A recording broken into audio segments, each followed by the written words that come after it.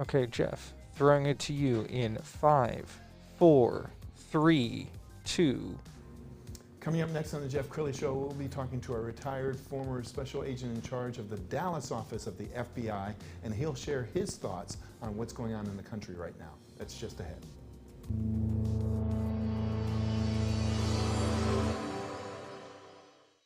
Many are predicting that the worst is yet to come, which is unfortunate, said one person here.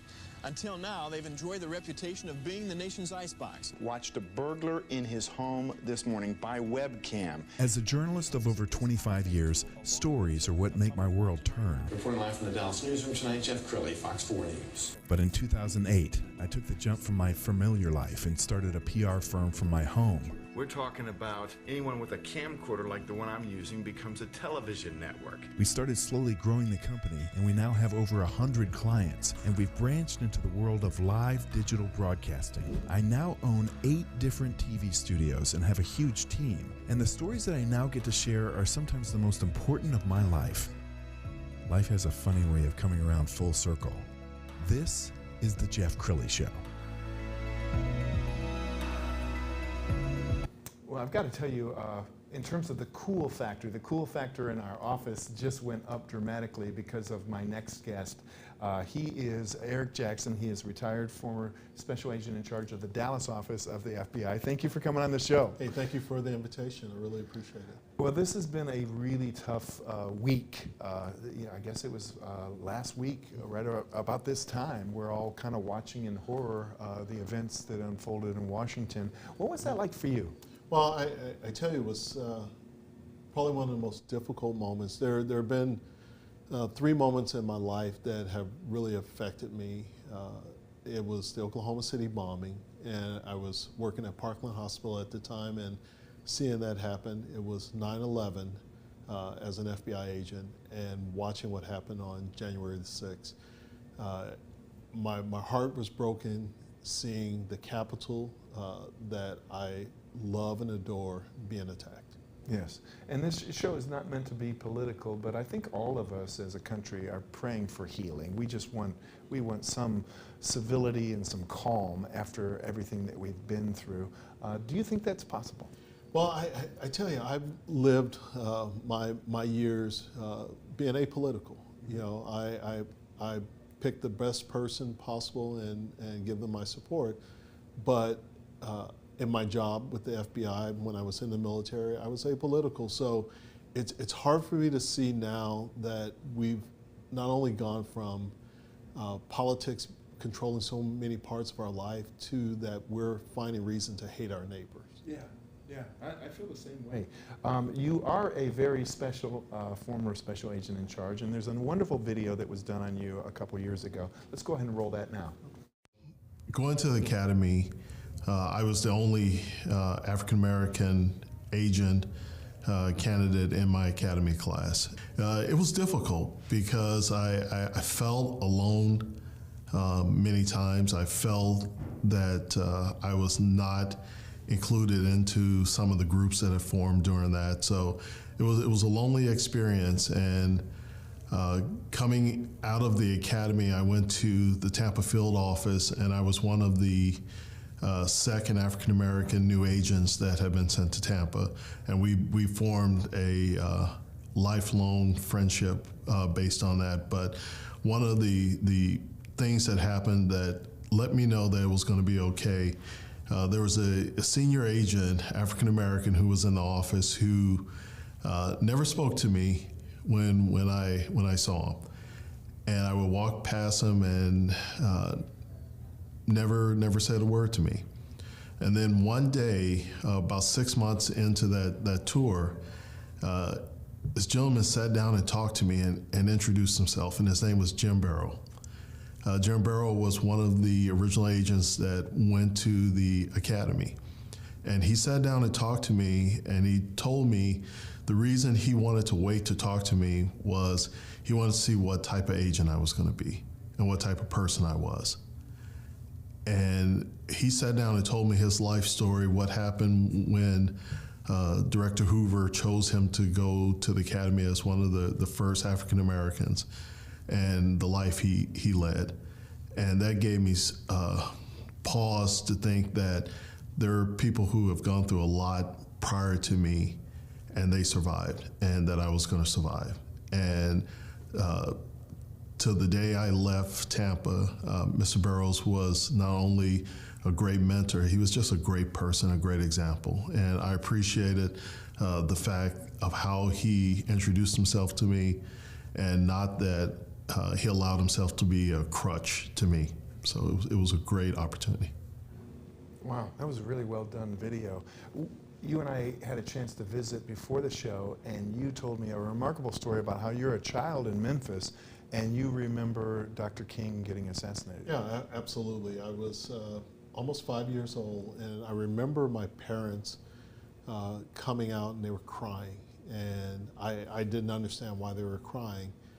And then I heard police cars, I heard gunfire. I stepped out with my father, and I pretty much saw the skyline on fire. And then my mother and father told us what had happened. And I didn't know the extent of who Dr. King was until later on in my life. And I just remember back that, again, another gentleman who made the ultimate sacrifice to fight for equality.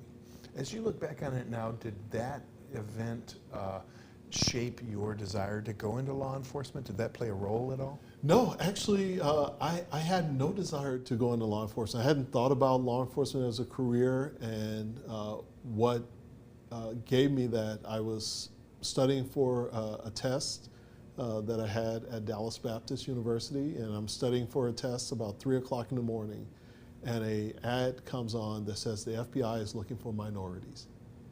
And the ad was so compelling, I was like, you know what, I'll give it a try. And within 9 months to a year later, I was at the FBI Academy. Wow. And I to this day, I feel as though God spoke to me at 3 o'clock in the morning and told me where my life was going to go, and how he was going to use me. And you and I had a chance to talk a little bit about September 11th. Where were you, and how did that change your career? Well, September 11th, I had just finished some operations against Colombian cartels, and I was literally about to fly back to Cuba to take care of a matter that I still had outstanding. And the first plane hit. And people in my squad area came in and said, hey, a small Cessna crashed into the World Trade Center.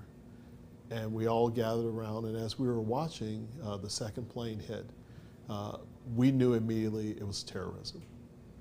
That there was no chance that two planes are gonna slam into the World Trade Center.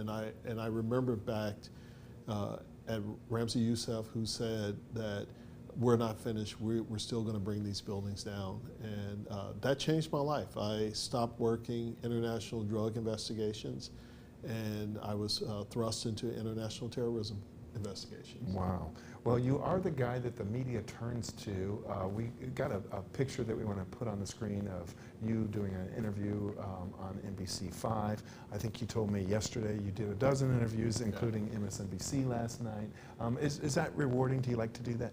It absolutely is, because I think sometimes we as law enforcement fail to remember that the public doesn't completely understand what happened, our role in it, and what they can do to help.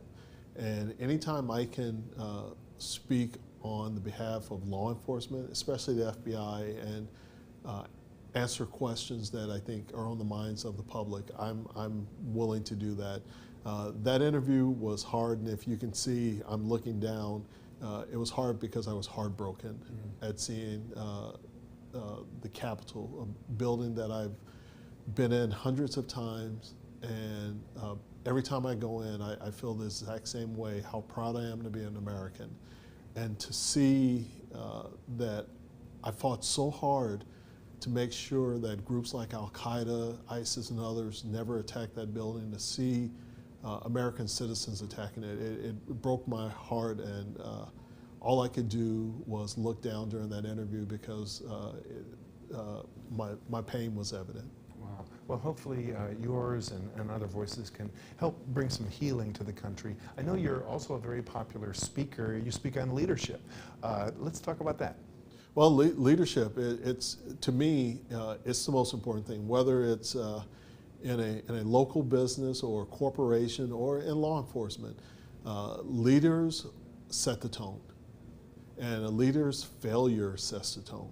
And that was one of the things that I learned throughout my bureau career. You know, there were times that I did an incredible job at being a leader, but there are times that I did a horrible job. And in each of those instances, I learned from it. And I hopefully made myself better, but also made those around me and those who were working for me better by showing them how leadership should look like and what it should resemble.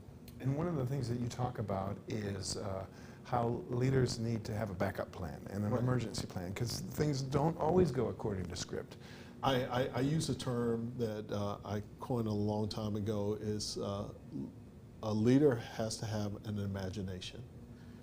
They must imagine the situation. And in DC, that's a great example. If I was running that situation, first thing I would think about is, let me imagine the worst possible outcome and prepare for the worst possible outcome, because at least I know that if what I did wasn't necessary, the least of it would be handled. Yes. And that's one of the things I think was a failure in DC is leadership did not use their imagination in thinking what was the worst thing that can happen. And I think the latest we've heard is that there are now either real or perceived threats on the state capitals, and so they're marshaling forces together at all 50 state capitals, aren't they? Yeah, there was a FBI memo that was leaked that I purposely haven't looked at it because it was leaked, but I know that if the FBI feels as though that the threat is real, that the intelligence supports their analysis, that people need to take it serious. And one of the things that worries me is in DC, the threat was evident. The public knew that these individuals were coming armed, that they were talking about taking over the Capitol, they were talking about harming members of Congress. And that should have been enough to get everybody's antennas up. Mm-hmm. Let's talk about a career in law enforcement, because I know it's a thankless job. It really is. I often tell people, you know, on September 11th, when everybody else was running away from the building, you guys were running towards the building. You really can't pay somebody enough to do that, right? Those were times when I'm sure many of those officers wanted to be home with their family. So to talk about how important it is that we do recruit the next generation of law enforcement officers. We are a nation of laws, and the people who are responsible enforcing those laws have to be the best of the best. It's not a job that I think if you're just coming to wear a badge and have a gun and things like that, this is not the thing to do. You got to have the best of the best who are not only dedicated to their job, but also are dedicated to the community that they serve. As an FBI agent, every time I met a new agent who came into my office, it reinvigorated me. Every time I saw these new guys, because I thought about when I came out of the academy and went to Tampa and walked into the building and thought, wow, you know, I made it. But what I didn't think about as a new agent was, okay, I made it through the academy. Now I have a responsibility, and that responsibility is to protect the nation from enemies, both foreign and domestic. And that's a heavy weight to put on a young person, but that's why you have to have quality individuals willing to raise their hand and accept that, whether it's state, local, or federal. Outstanding. Well, Eric, you have been a great interview. You got to come back again. Do you promise? I promise. Yeah. Thank you. Thank you so much for your time. You're welcome. And that's it for now. We'll see you next time.